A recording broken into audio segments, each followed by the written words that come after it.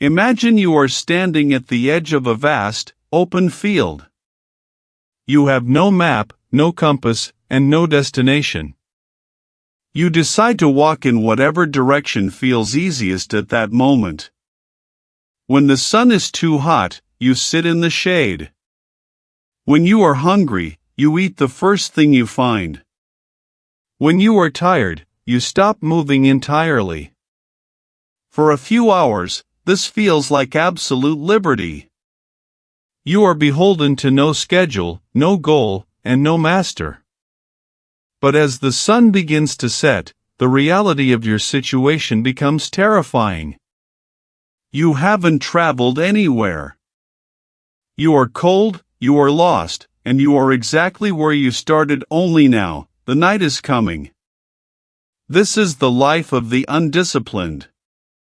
We often mistake the absence of structure for the presence of freedom.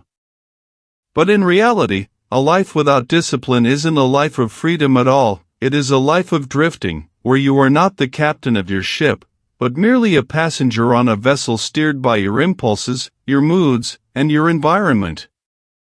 We live in an age of unprecedented convenience. With a swipe of a finger, we can summon food, entertainment, and distraction. We are promised that we can have it all, and we can have it now. But there is a hidden tax on this convenience, a tax paid in the currency of our potential. If you are watching this, you likely know the feeling I'm describing. It's that quiet, nagging sense of unease that settles in at 2 a.m. It's the gap between the person you know you could be and the person you are on a Tuesday afternoon when you're doom scrolling instead of working. You aren't lazy, and you aren't incapable. You are simply suffering from a lack of internal architecture. You are trying to build a skyscraper on a foundation of sand. Today, we are going to dismantle the myth that discipline is a form of punishment. We are going to look at why your current path is leading to a quiet, invisible decay, and how the ancient philosophy of the Stoics offers a way out, not through brute force, but through the liberation of your own will. Let's be honest about the pain you feel. It's not just about missing deadlines or failing to hit the gym. It's a deeper, more corrosive psychological weight. When you lack discipline, you engage in a daily series of broken promises to yourself. Think about the last time you told yourself you would start something, a project, a workout, a change in diet, and then you didn't. Each time you break that promise, you erode your own self-trust.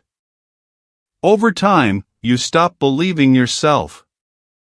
You develop a mindset of learned helplessness.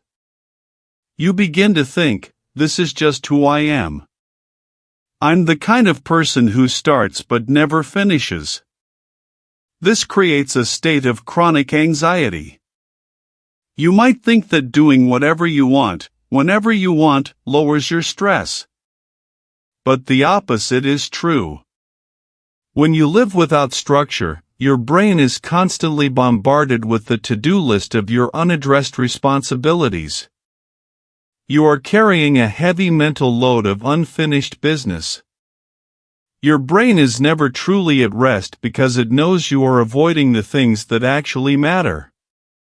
You are effectively living in a state of high-functioning chaos, where the background noise of guilt and regret never quite fades away. Why do we do this to ourselves? Why do we choose the path of least resistance when we know it leads to stagnation? It comes down to a biological trap. We are evolved for a world that no longer exists. Our brains are hardwired to seek immediate gratification, calories, safety, and rest, because, for most of human history, these things were scarce. Today, they are abundant. When you reach for your phone to scroll through social media, your brain is getting a hit of dopamine, a chemical reward for seeking novelty. Your brain doesn't care about your long-term goals, it cares about the survival of the moment. Without discipline, you are a slave to these loops. You become reactive. You wake up and immediately react to notifications, emails, and the moods of others. You are not acting, you are being acted upon. This is the instant gratification trap. It shrinks your world. It makes it impossible to engage in deep work, that rare ability to focus without distraction on a cognitively demanding task. In our economy, deep work is the ultimate currency. If you cannot focus, you cannot master anything. And if you cannot master anything, you become replaceable. The Stoics, men like Marcus Aurelius and Epictetus, understood this struggle better than anyone. They didn't view discipline as a way to suppress their humanity. They viewed it as the only way to preserve it. To a Stoic, discipline is synonymous with autonomy. Epictetus famously said, "No man is free who is not master of himself." Think about that.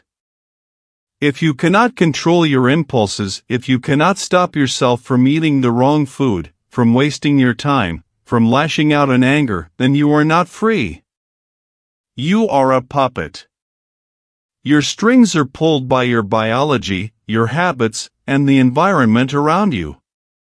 The Stoics practiced prohairesis, or the faculty of choice.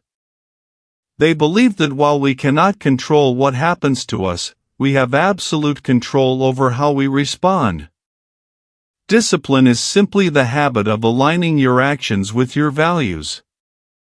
It is the practice of saying no to the immediate, small version of yourself so that you can say yes to the long-term, better version of yourself.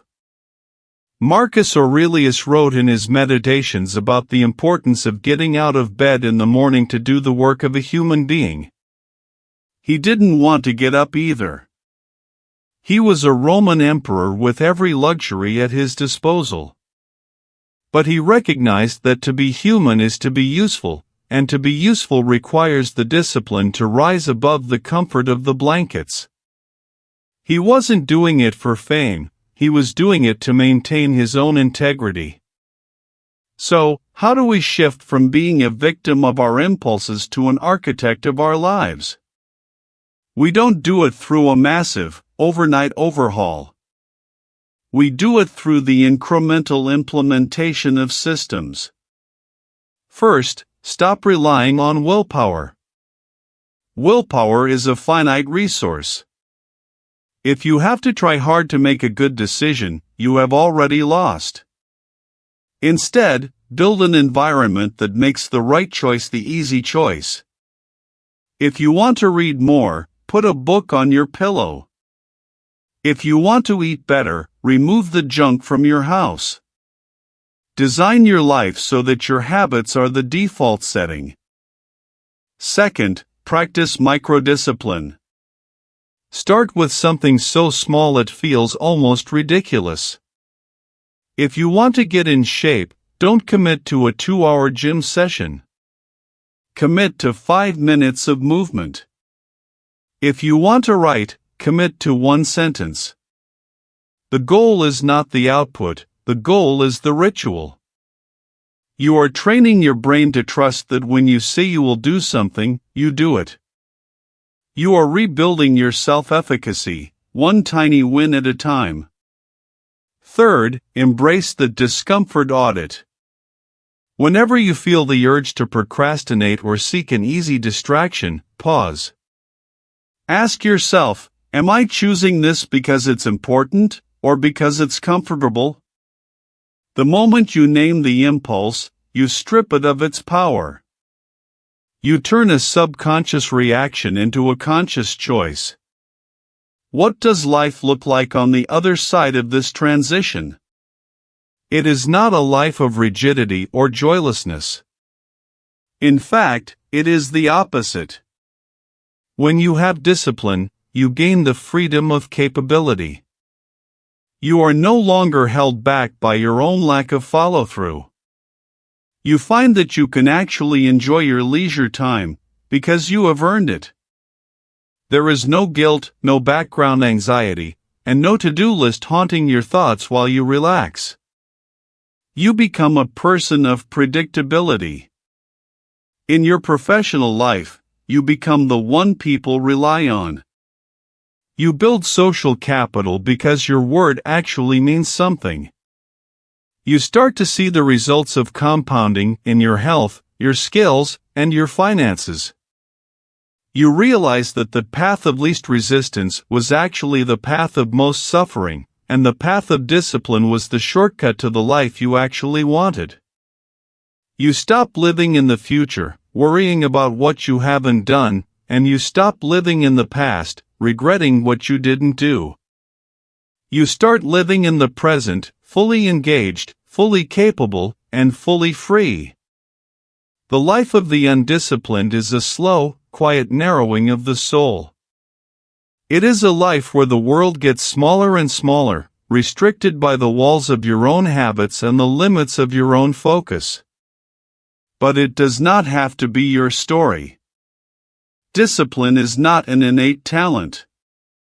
It is not something you are born with or without. It is a muscle. And like any muscle, it grows through resistance.